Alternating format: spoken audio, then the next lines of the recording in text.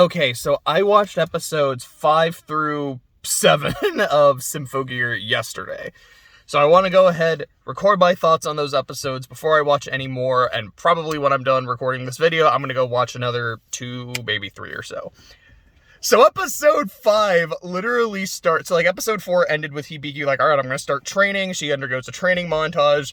Her training continues. I think it was the first lines of dialogue where she's hitting a punching bag and her trainer's like, okay, you have to strike like you eat thunder and you crush lightning. And her immediate response is, I have no idea what that means, but I'm going to try anyways. And then just punches the punching bag so hard that it goes flying off the chain. I'm like, this was a wonderful way to start the episode.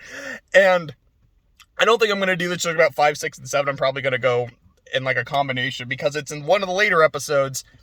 I believe it was in episode 7. It's when she's fighting Chris and Chris is using her whip sword. Hibiki just grabs the whip sword. It's like, strike like I crush lightning. And like pulls Chris close to her and just punches her really fucking hard. Like, that was just fun. There's an action scene in episode 5 where, so it's like, okay, so in terms of some plot shit, like the defense minister got assassinated, and because that happened, like they're trying to move some of the important artifacts, the Durandal sword, and while this is happening, there's just a fucking bridge collapse, a car falls off the bridge and explodes. They're like, oh shit, that's a problem. And as they're going through the city, the manholes start like bursting out, knocking cars into the air. I don't remember if the cars were exploding. So Ryuko is driving Hibiki and she's like, alright, I gotta warn you, I'm a crazy fucking driver. Which I think is something that Misato said to Shinji in like a really early episode of Eva. I might be completely misremembering that, but that sounds and feels really familiar. But they're just driving through the streets, evading noise, evading manholes. At one point, I saw a car get hit by something. The car exploded, but it kept going, and then it hit like a water tank, and then exploded again. I'm like, what the fuck? We've got double explosions? Let's fucking go. And then Chris starts fighting Hibiki, and Hibiki grabs the Durandal, and then it just turns into Excalibur from Fate. Like, it's just this giant golden sword that's destroying everything. She's going a little bit more feral again. Chris just gets her ass kicked. She's like, I gotta dip. I'm gonna fucking die. So that was some shit. And I think it's the next episode, we get a little bit of Chris's backstory, is that she's compatible with the Symphogears, which makes sense, she's using one right now. But she was compatible with the gears, and she was kidnapped as a result. I think it's like one of the first scenes from the first episode, I believe it was Miyu, because I think I've been calling her Miyu, but the name is Miku. I wrote it down, like, to clarify. Yes, I've been calling her Miyu, but her name is Miku. So that's my bad. But it was Miku's dad was reading a newspaper, and there was a thing talking about how, like, a missing Japanese child or children, I don't know if it was 1 or 2, like, had been found, and apparently that's supposed to be a reference to Chris. Yeah, she was captured. I don't really know everything that happened to her when that happened. I imagine there was probably some sort of torture. She's working with this woman named Fiend? What language is that? Like, I know, like, Fiend means end. Is that French? Is that Italian? I don't remember. I know it's a European language. Like, she's this woman who, I guess, wants to end war, which sounds like a good thing, but also she's just repeatedly torturing Chris, and Chris is like, it's okay, because we're working together, and this will make me stronger, or whatever the fuck. I'm like, okay, so this reminds me of the first season of Nanoha, because I remember, like, this is essentially the relationship Fate had with her mom. Just this, like, the constant torture whenever you fail, but thinking it's a good thing, and that, like, I don't want you to abandon me, but the person is looking to abandon her, because I think with Fate, she was like a clone of the mom's daughter, and essentially she saw Fate as like a shitty replacement, but wanted to use Fate to get, I don't remember what the MacGuffin was in that, but like to get the MacGuffin to like wish her daughter back. It's something like that if I'm remembering correctly. But I do remember like torture scenes. So that happens again. Also, Fiend, there are scenes where she just speaks English, and It's a performance. I will say that. I was like they're clearly giving it their all, so I don't want to be mean.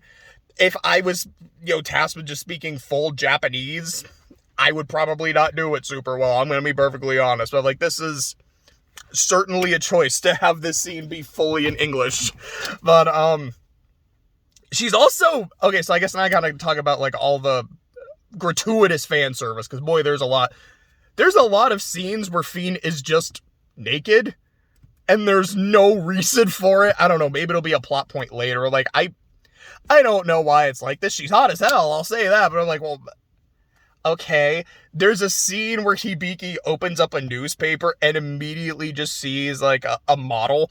And, in a bikini, boobs hanging out. She's like, oh, what the fuck? Man, I bet men really like this. And then just, closes the newspaper or turns to another page. I don't remember which.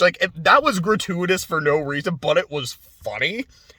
Then there's this scene where she's hanging out with Miku and they're, taking a bath together. And then they're in their underwear for most of the scene. I'm like, the idea of the two best friends hanging out, I would like this, but can you two just put some fucking clothes on? I don't really want to see this. And then in combat, there's a lot of, close-ups on the girl's chest. There's a lot of ass shots. I think it was in episode 3 when Chris was fighting Tsubasa. There's just this long shot of just Tsubasa's ass on the screen while she and Chris are talking. I'm like, guys, you could move the camera. I mean, you guys are drawing it, but that's not technically a camera, but you know what I mean. It's there's other things here you could show except just her ass, but okay, we're doing this, I guess. What was some of the other shit I really wanted to talk about? Alright, I did take some notes. I just want to check my notes. Oh, so one of the big things is Hibiki's friendship with Miku. So, in episode 5, I don't think they really focused on it that much. Though you did get some of Tsubasa kind of wanting to be alright, maybe it was episode 5 or episode 6, where Tsubasa kind of starts to be warming up to her a bit more. Then, Miku is essentially... Sorry. Got a little confused for a second. I don't know why. I don't know what happened. Brain just stopped. It's really fucking hot. I'm just going to say I overheated for a moment. Miku feels that Hibiki is hiding something from her, and so she's getting really kind of sus, kind of heartbroken, but is also maybe it's not a big deal. If she's hiding something, she can't hide something from me. So if it is, it's the most minor, unimportant thing. And then she sees Hibiki hanging out with Tsubasa, and she starts feeling... It seemed like she was a little jealous, a little heartbroken, but, okay. It's not worth talking about. It's kind of whatever. And then Hibiki ended up saving her life from Chris, who accidentally... Chris was trying to attack Hibiki, but Miku was in the crossfire. Hibiki transforms. Miku gets the rundown. She gets debriefed by the government. And then she is pissed. She's like, you were hiding shit from me. Fuck you. Doesn't want to talk to Hibiki. Is barely even looking at her. And this was it was episode 5 that she got saved. Episode 6 is her being bad. And I think literally the end of the episode before the post-credit scene, which I think was the first time the show had a post-credit scene, is essentially Miku breaking up with her. And it's I don't want to be your friend. We can't be friends anymore. And is crying. And then Hibiki's just fucking heartbroken. And then, roll credits. And then afterwards... Chris goes back to Fine after Fine is hey, you're kind of useless, I'm going to drop you. She's like, fuck you, you can't drop me. Well, fuck you, I can. And then just starts attacking her. There was, I don't remember if it was episode 4 or 5. I don't think it was 6. Or excuse me, 5 or 6. I don't think it was 7. Where Tsubasa and Hibiki are having a conversation about, what is it that makes you fight, Hibiki? What are your motivations? It felt almost exactly like shit I would actually hear Madoka say. And not just, again, because it's the same voice actors, but I'm a very average person. There's nothing that's special about me. But if I can help people, then it's something I would like to be able to do. This feels very familiar. And don't get me wrong. I'm not trying to say that I feel like Symphogear is just completely ripping off other shows. It's a rip off of Madoka Magica. And it's oh gosh, this thing reminds me of Fate. The character Fate, not Fate Stay Night. Although there was a very minor conversation about survivor's guilt and shit. And I'm that just reminds me of Fate, but that's a very general topic. I don't feel like this is a show that's ripping off. It's just There's elements, though, that feel very inspired. And I really don't mean that in a bad way or a judgmental way. It's completely fine to take cues from something else. Again, Madoka Magoo is one of my favorite things of all time. The fact that it reminds me of that, but still very much has its own identity, is something I really like. I just want to check, was there... Oh, I did say the defense minister was assassinated, and then after that scene, there was just something about Ryuko's vibe that was sussing me out really hard. It's like, were you involved in that? Did you do that? And then, like, after the scene ends, the camera just pans down and shows blood on her computer. I'm like, oh, you were sus before the show basically said, no, she's really fucking sus. Be wary of her. Oh, I forgot about that. I have to say it, so... Hibiki refers to Chris as Chris-chan, and I can't hear that without thinking of Chris-chan. And, like, this is not Symphogear's fault. This is not Hibiki's fault. This is not Chris's fault. I'm like, oh, I hate that. I really hate that. Also, just the fight scene between Hibiki and Chris is really fun. And then there's a point where Chris is like, all right, let me actually start singing and busting out my Symphogear, which has miniguns, a whole fuck ton of artillery. Like, I hate war, I'm anti-war, now here's all my guns and missiles. Like, yeah, this is definitely the girl that blew up the mountain. And then Tsubasa shows up, because she's healed enough, she's cleared to fight. And, yeah, the fight with her, like, stepping in for Hibiki and fighting Chris was just cool to watch. It was fun. I guess another Madoka Magica comparison is Tsubasa does kind of remind me of Homura. There's some things that are similar. One, they both have great hair. But the actual important shit, like Tsubasa a couple times, like, I am not human. I do not feel like a human being. That's definitely shit that Homura has said. The fact that one of her big motivations is her friend died and, excuse me, essentially fighting hard in her friend's memory. Sorry, I'm starting to sweat. I'm getting really itchy. I need to end this quick.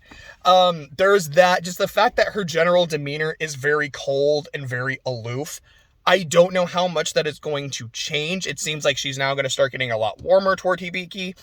I'm like, I definitely see a little bit of the Madoka Homura vibe here. And again, that's something I really like. There was a part, I believe it was in episode 5 during the car chase, where in the music, it was actively just saying Symphogear. I don't remember the way it was like kind of being chanted in the background, like this epic Latin chanting, but it was just the name of the show. I'm like, oh my god, this is some shit right out of Escaflowne. Escaflowne. Like, oh, that takes me back. That was some fun shit to watch. Like, that's... Like I said, a lot of things, like, that reminds me of that. That reminds me of that. This is one of those things, like, it reminds me of Escaflowne in the best possible way. Hopefully, like Escaflowne, we also get a dragon mech at some point. But, I think that's really all I have to say about these 3 episodes. I liked them quite a bit. Very much looking forward to watching a few more, and I'll see you when I talk about them. See you.